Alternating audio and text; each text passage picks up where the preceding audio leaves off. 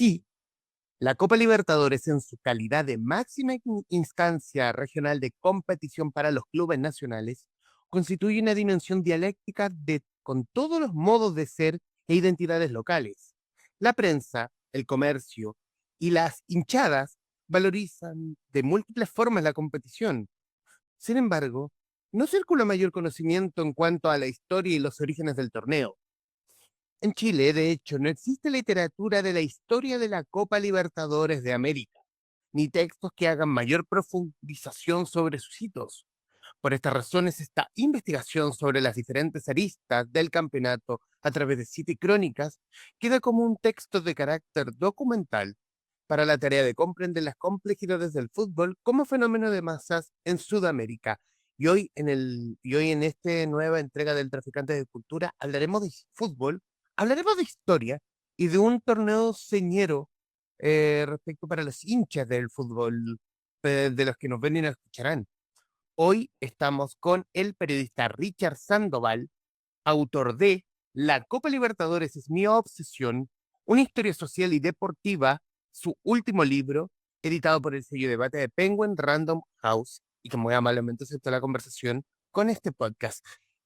Richard, muchísimas gracias por su tiempo para con los traficantes de cultura. Hola Humberto, muchísimas gracias a ti por la invitación y a tu audiencia que va a escuchar este diálogo que espero que sea entretenido.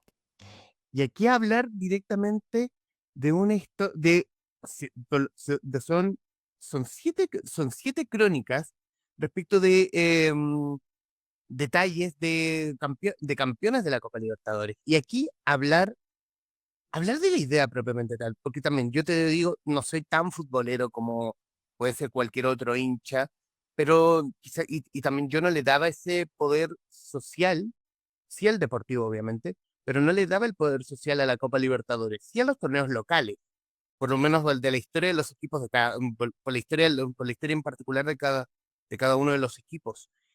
Hay que hablar de la idea. ¿Cómo nace esta historiografiar gran parte de esta era Libertadores en el fútbol? Bueno, a mí desde siempre, desde chico, hay dos cuestiones que me han apasionado muchísimo y obsesionado, como creo que uno tiene que ser de repente para seguirle la pista a ciertas ideas. Una es la cultura, sin duda que la cultura del espectáculo. Yo creo que por eso es tan importante la voz del profesor Eduardo Santa Cruz, que es un gran académico que ha estudiado la cultura de masas. Y bueno, decir que este libro tiene su origen en mi tesis de titulación como periodista hace ya más de 10 años. Y yo vengo siguiendo el tema de la Copa Libertadores como un fenómeno cultural desde incluso más tiempo. Y bueno, creo que en la Copa Libertadores hay muchísimo de la cultura del ser sudamericano y además es tremendamente apasionante comenzar a investigar y darse cuenta que para hablar de un campeón de una década en específico hay que hablar del contexto político de un país, de nuestras tierras tan cruzadas por escándalos políticos, dictaduras, etcétera.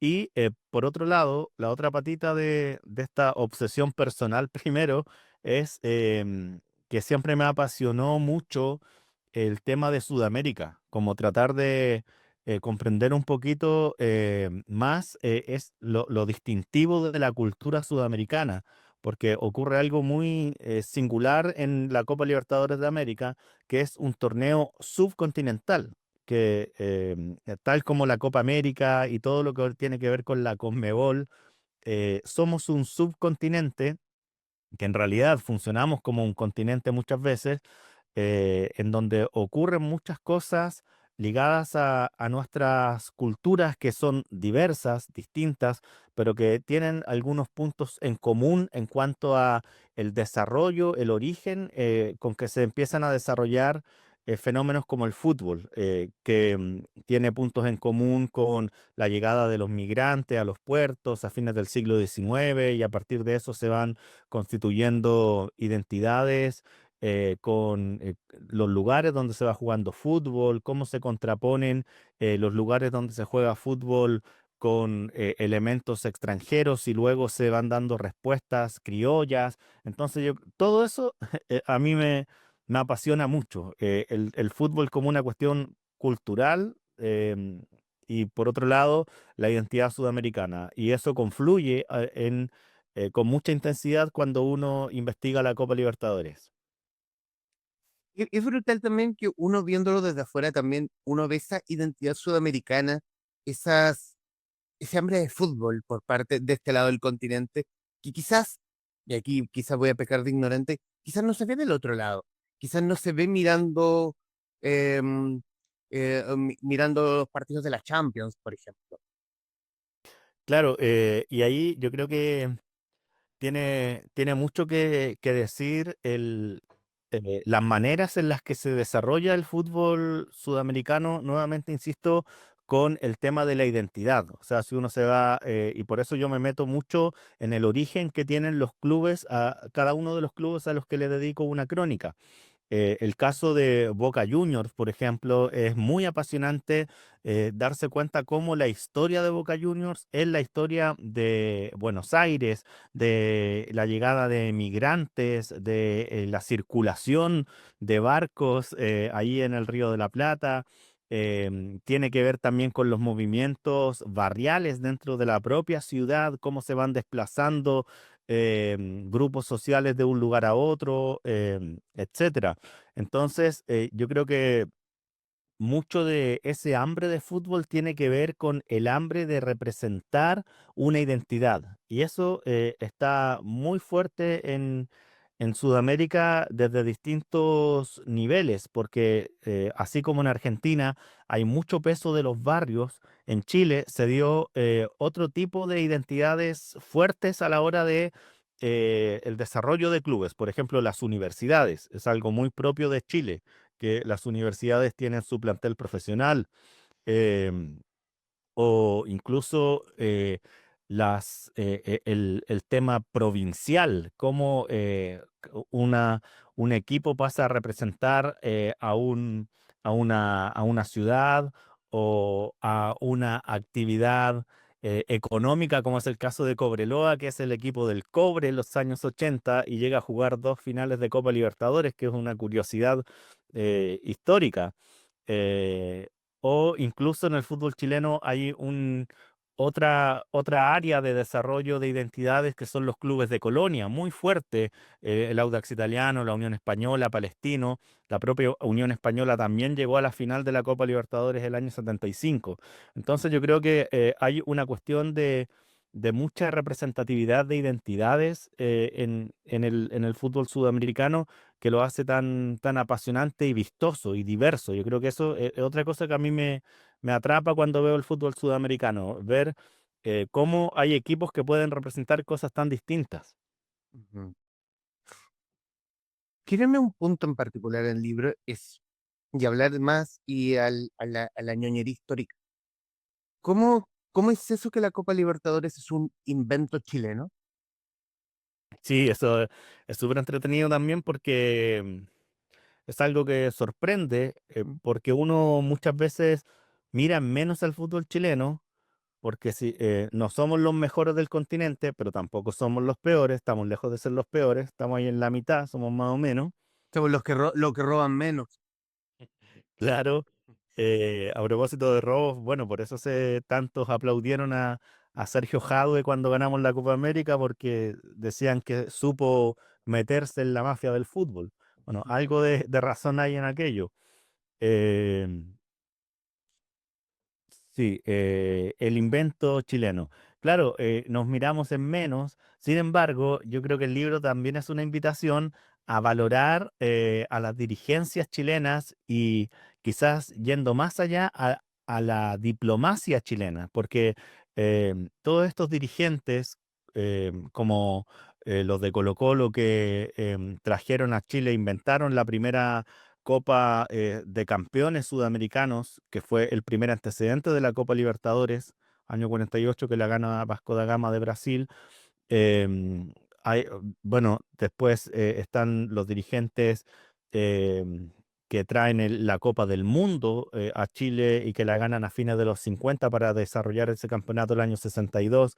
Y Chile era un país súper pobre, entonces, y teníamos una calidad de dirigentes, una calidad de políticos. Yo creo, lo ligo de repente a la calidad republicana que tenía la política chilena en esa época. Bueno, en ese marco también los dirigentes del fútbol chileno son los que llevan la idea de hacer esta Copa de Campeones todos los años. Y costó un poquito porque los dirigentes de las federaciones más poderosas no querían, no sentían que fuera algo que les sumara demasiado a sus ya competitivas ligas locales. Sin embargo, logró sacarse adelante y de manera ininterrumpida. Se comenzó a jugar el año 60 y siempre con equipos chilenos allí con presencia. La U de Chile fue el primer equipo chileno que jugó la Copa Libertadores el año 1960. Le fue re mal, eso sí. Bueno, eso también quizás mirándolo también con la actualidad, ese dominio del Atlántico en la Copa, que si antes no querían porque no les interesaba, porque no veían atractivo, hoy son los que reinan con más cantidades de Copas Libertadores. Claro, y durante las primeras décadas son los absolutos dominadores. Es bien impresionante darse cuenta cómo se demora 20 años en salir campeón un equipo que no fuera argentino o uruguayo o brasileño, como es el caso de Olimpia de Paraguay, que fue campeón el año 1979 con un equipo bien heroico que logra triunfar en la Bombonera frente a Boca Juniors, que ya venía de ser campeón.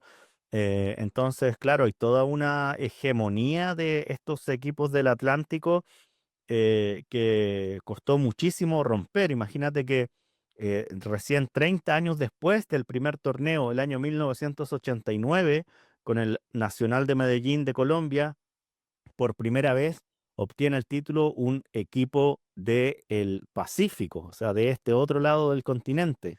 Y luego de eso viene la Copa de Colo-Colo del año 91, que es el segundo equipo del Pacífico en quedarse con el campeonato y por eso tiene tal importancia ese éxito colocolino.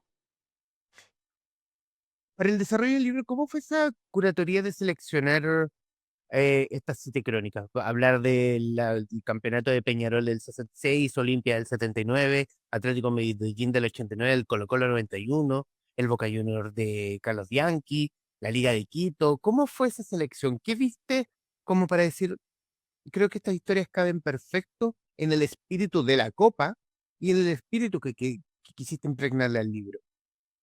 Bueno, el del 66 para muchos es la mejor final de la historia de la Copa Libertadores entre Peñarol y River Plate, que iba perdiendo 2-0 Peñarol y lo da vuelta, termina ganando 4-2 y se juega en el Estadio Nacional. Entonces, eso dice mucho de un tipo de competencia que había en aquella época y también de la forma en que tenía las reglas que tenía el fútbol en ese momento. O sea, no existía la diferencia de gol para definir a un campeón, lo que siempre obligaba casi siempre a un partido de definición en un país neutral y se jugaba un tercer partido de final y muchas veces se ocupó Chile.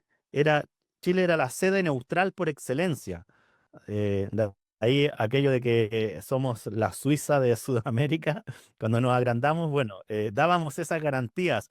No sé si aún, pero en esa época Chile era un país que daba esas garantías.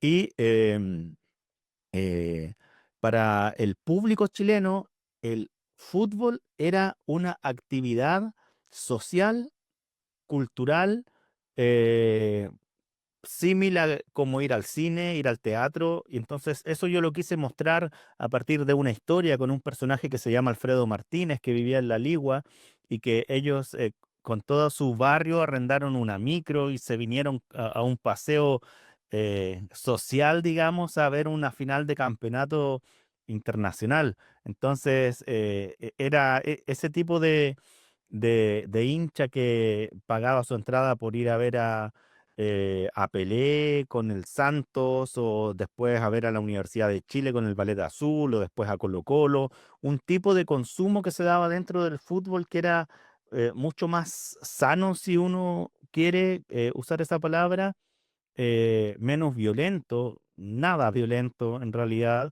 en esa época de los 60. Entonces muestra una forma de vivir distinta ese torneo. Y luego vienen algunos otros criterios más deportivos, como ya te contaba, Olimpia es el primer campeón distinto, eh, Nacional de Medellín es el primer campeón del Pacífico, además representa toda la inmensa influencia del poder del narcotráfico en el fútbol colombiano de años 80. Colo-Colo, sin duda, es el único campeón chileno hasta el día de hoy. Y luego viene Boca Juniors, que es como yo diría el último gigante que desde esta parte del mundo sale a dominar el planeta, ganando finales mundiales después a Real Madrid, al Milan, cosa que ha costado mucho en el último tiempo porque en las últimas 2 o 3 décadas ya casi el fútbol europeo se ha puesto muy superior respecto al sudamericano en los torneos mundiales. Em, y luego viene la Liga de Quito de Ecuador, que para mí es como el último pequeño que se revela y que es una sorpresa que sea campeón. em, es el primer campeón ecuatoriano también, un fútbol que se ha desarrollado mucho en el último tiempo y que ahora es mejor que el fútbol chileno, sin dudas. Y bueno, cerramos con el campeón del 2024, que es Botafogo, que da cuenta de la hegemonía total del fútbol brasileño por sobre todos los demás en la actualidad, lo que hace muy difícil que un equipo que no sea brasileño gane el torneo en estos tiempos, y para qué decir el fútbol chileno, que estamos, yo diría, a años luz de poder ganar otra Copa Libertadores, lo que es muy triste. Un, parte, unos datitos de la historia del partido de Botafogo con River Plate es esa canchereada que le hace el arquero de River Plate después del 2-0, ya con una ventaja más o menos Y- abultada, pero después termina ganando Olimpia con 4-2. Y de esa era Peñarol, como Peñarol. Peñarol, perdón, Olimpia, perdón, era Peñarol. Esa canchería, esa canchería y termina Peñarol dándolo vuelta, pero dándolo vuelta sí, pero inapelablemente. Sí, bueno, ese es súper increíble sumergirse en los archivos que hay también de la época, porque uno dice años 60, habrá algo en YouTube, en alguna plataforma, y siempre hay gente que tiene esos documentos, no sé si serán VHS, películas, pero que sube, que transforma, digamos, a la tecnología actual. Y si no me equivoco, ese partido está completo en YouTube. Y para mí verlo fue todo un goce, incluso a nivel discursivo, poético, cómo hablaban los relatores, los periodistas, a nivel de lenguaje, es súper apasionante desde ese punto de vista. Y bueno, desde el nivel deportivo también tiene esos hitos que lo vuelven en mítico a esa definición, porque se trata del portero Carrizo, Amadeo Carrizo, quien cuando iban ganando 2-0, eh, en el segundo tiempo ya estaban tan confiados los argentinos que comenzaron a cancherear, ¿no es cierto? Y le llega un balón eh, que él identifica que lo puede atajar fácil, y en vez de atajar la pelota con las manos, la ataja con el pecho. O sea, es como una falta de respeto y una humillación prácticamente a los rivales. Eso, como en los códigos del fútbol, ese tipo de cosas no se hacen, porque es como sacarle pica al rival. Entonces, esto motivó a los uruguayos con toda su garra charrúa, ¿no es cierto? Y generó una rebelión que les costó a River que les empataran el partido antes de los 90 minutos. Tuvieron que ir a la larga y ahí Peñarol ganó 4-2. em, Ganado con la garra charrúa, como dice el relator, un fútbol uruguayo que recordemos, hace no mucho, el año 50, había sido campeón del mundo ganándole a Brasil en el Maracaná. Antes también ya había sido campeón del mundo en el primer torneo mundial del año 30. Hay otros dos títulos mundiales que ellos se los asignan, que son las Olimpiadas de la década anterior a eso. Entonces, el fútbol uruguayo era muy fuerte, muy potente y tenía esta capacidad de generar estas gestas heroicas. Y bueno, Chile fue escenario de una de esas y después hubo incluso más. Para Peñarol, Chile es muy importante. Fue acá donde ganó su última Copa Libertadores, también, por ejemplo, el año 87 frente al América de Cali. Por eso, ahora que el arquero de Colo-Colo, Brian Cortés, se fue a jugar a Peñarol, que ahora es parte del plantel, le hicieron un video recordando lo que significa el amor de los hinchas de Peñarol hacia Chile, porque acá es donde se lograron sus mayores gestas históricas. Mm. Quiero irme a la historia de Colo Colo 91 y también ligarlo a la portada del libro, con Leonel Herrera. Y y ese hilo histórico también con la final de que jugó Colo Colo en 1963 con Independiente de Avellaneda, si no me Sí, equivoco. ¿Cómo, qué, por qué toma la figura de Leonel Herrera? Leonel Herrera, hijo, perdón. sí. Bueno, esa historia es maravillosa porque es una historia familiar que representa la historia del fútbol chileno. El papá de Leonel Herrera hijo, que era Patitas con Sangre, así le decían, que jugaba de defensa y que era un emblema de Colo-Colo, jugó la Copa Libertadores del año 73, aquella del famoso equipo que inspiró un libro que se llama El equipo que postergó el golpe, ¿no es cierto?, de Luis Urrutia O'Neill, Chomsky. Bueno, y era un equipo que tenía que haber sido campeón, nadie lo duda, jugando con Caselli, con Chamaco Valdés, eh, con el propio Leonel Herrera, entre otros, eh, Negro Ahumada, etcétera. Y ese equipo llega a la final con Independiente de Avellaneda y sencillamente les roban el campeonato. Hay que decirlo así, sin pelos en la lengua.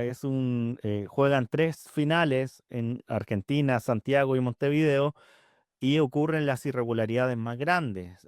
Muchas pillerías que hacían los argentinos siempre, como por ejemplo que el bus pasara a echar benzina antes de llegar al estadio, e hiciera todo lo posible por llegar atrasado y los jugadores llegan corriendo a vestirse apurados para alcanzar a jugar y que no les quiten los puntos.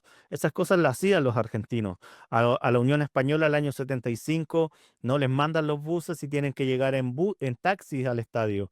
Entonces, entre otras cosas, a Caselli le anularon un gol que estaba a 2 metros habilitado. Los argentinos de Independiente hicieron un gol con una falta groserísima sobre el arquero. Hay expulsiones que no tienen justificación. Entonces, esa copa fue robada y Leonel Herrera y padre eh, no pudo cumplir esa promesa al pueblo de Chile de ser campeones.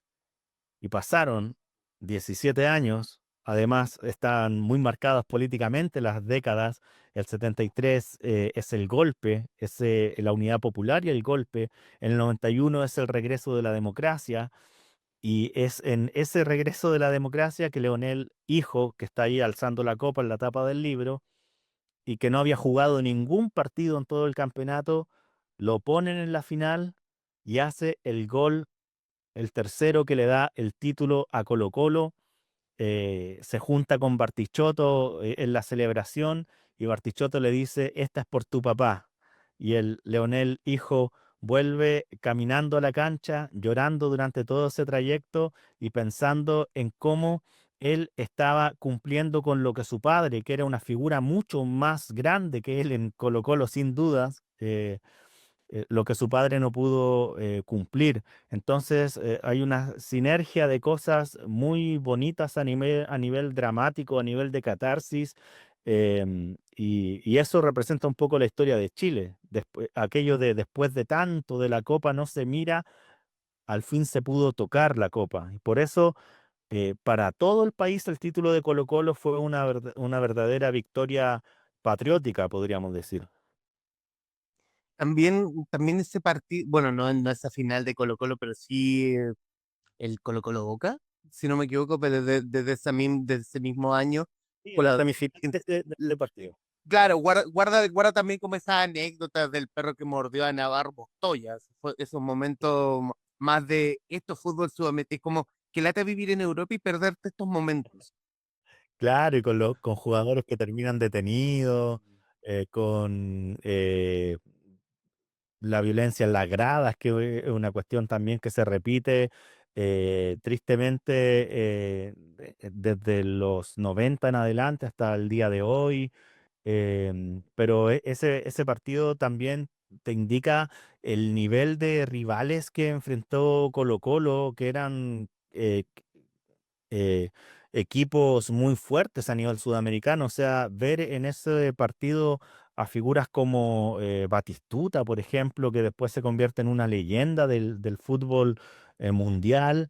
Es muy bonito encontrarse con esos archivos y descubrir que el fútbol chileno ha tenido la capacidad de derrotar a gigantes y de hasta gritar campeón. Algo muy, muy triste que quizás no lo hemos visto nosotros que somos más jóvenes, tan vivo. Lo vimos en la Copa América a nivel de selecciones, pero no a nivel de clubes todavía. ¿Qué tanto de lo que has investigado, de lo que investigaste, ha cambiado el devenir de la Copa Libertadores? Y colgarlo también con el nombre del libro. ¿Qué tanto es hoy la Copa, qué tanto es hoy una obsesión la Copa Libertadores para los equipos que rotan en el torneo? Bueno, sigue siendo una obsesión gigante, yo creo que cada vez más. El libro se llama así porque todos los equipos grandes del continente, incluso en portugués, cantan esa canción, La Copa Libertadores es mi obsesión, basadas en la música de Fito Páez, ¿no es cierto? Y es un torneo que se ha puesto cada vez más difícil, donde cada vez hay más plata y cada vez va a costar más vencer a los brasileños. Entonces, algo que dice el profesor Santa Cruz es que el fútbol siempre va a dar oportunidades a las sorpresas, pero esas sorpresas se van a dar cada vez de manera más distante. Entonces, imagínate que el fútbol chileno, en casi 30 años, tenemos solo dos semifinales, la de la U del 2010 y 2012. ¿Cuánto va a pasar para que volvamos a semifinales? Siquiera. ¿Y para qué decir para llegar a una final o ganar el torneo? Va a costar mucho más, pero es un campeonato que hoy día tiene una forma de calendario también muy a la europea. Digamos que está mundializada la Copa Libertadores en el sentido de que forma parte de la calendarización en que la FIFA lleva adelante el negocio y, y es insisto, un campeonato que hoy en día requiere muchos más esfuerzo para ganarla porque son muchos más partidos. Hay fases previas, a veces hay equipos que pueden llegar a una final desde fases previas jugando muchísimos torneos. Se juega todo el año, que esa también es otra característica em, distinta a hasta hace unos 10 años en que la Copa se jugaba solo durante el primer semestre. Entonces, sí, es un torneo que se ha transformado muchísimo, que está en línea absoluta con el fútbol como un mercado total y que implica mucho más sacrificio a nivel económico y de compromiso de proyecto de los clubes para poder ganarla. Bueno, pero nunca nadie pierde la ilusión.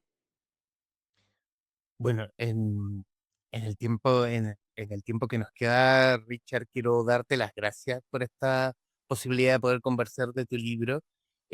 Para transparentar a quienes nos ven y escucharán, estamos grabando un día feriado, pero no pasa nada, no hay problema. Eh, pero también, bueno, y doblemente gracias porque accediste a grabar este día. Y decir también, para quienes nos verán y escucharán, recomendarles esta historia social y deportiva respecto de la Copa Libertadores. Un libro entretenido, dinámico, un libro que para los amantes del fútbol y para los no tanto, fíjate. Tiene esa cosa histórica, tiene estos datitos, quizás para algunos pueden sonar pop, y otros datitos históricos respecto de cómo se veía el fútbol antes, cómo se ejecutaba el fútbol antes en comparación a lo que hoy estamos viendo y escuchando. Richard, estos minutos finales son tuyos para que digas lo que gustes.